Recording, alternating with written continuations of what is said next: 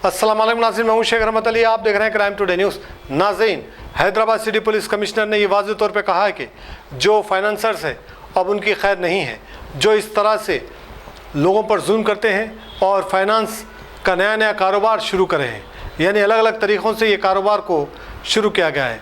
अमूमन हम देखते हैं कि घरों के कागज़ात रख लिए जाते हैं और असल में वो मिट्टी का ही कारोबार होता है, और घरों पर जो है इस तरह से पेपर ले लिया जाता है, लिखा पढ़ाई की जाती है और हर महीना मोटी रकम ली जाती है।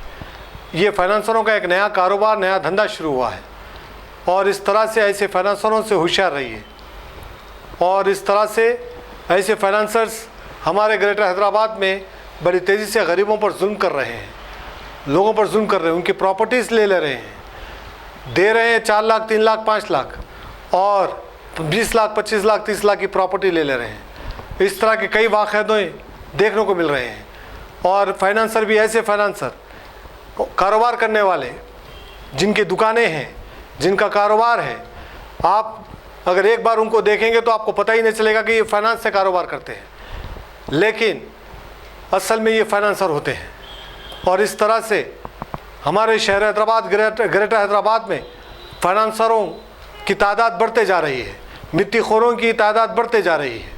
अगर आप भी इसके शिकार हैं तो अगर फाइनेंसर कोई आपको सताता है या आपको परेशान करता है तो फ़ौरन करीबी पुलिस स्टेशन में आप शिकायत करिए ताकि उन लोगों के ख़िलाफ़ कार्रवाई हो सके।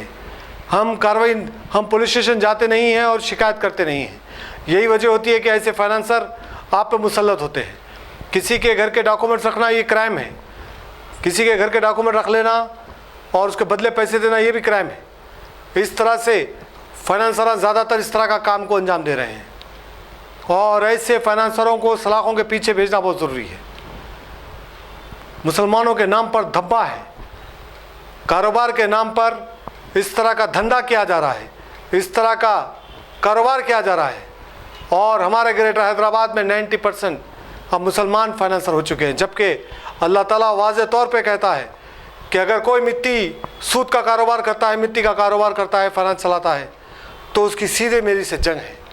बावजूद इसके ऐसे लोग उम्रों को जाते हैं, ऐसे लोग हज को जाते हैं, ऐसे लोग मस्जिद की कमेटी के सदरा बनते हैं, मेंबरा बनते हैं, ऐसे लोग बड़ी बड़ी बातें करते हैं, सीधी बातें, शराफत की बातें करते हैं, और असल में इनका कारोबार सूद का होता है और मिट्टी का होता है। बहरहाल ऐसे लोगों से होशियार रहिए। अब आज का ऐसा ज़माना आ गया है, अगर हम किसी की चाय भी पीते हैं तो सोच कर चाय पीना है कि उसका असली में कारोबार क्या है। पानी भी पीते हैं उसका तो सोच कर पीना है। ये हालात अब बन चुके हैं। यही वजह है कि ऐसे सूदखोरों के सोबत में रह गए कि सूदखोरों का हम कुछ खा करके हमारी ज़बान की तासीर ख़त्म हो चुकी है।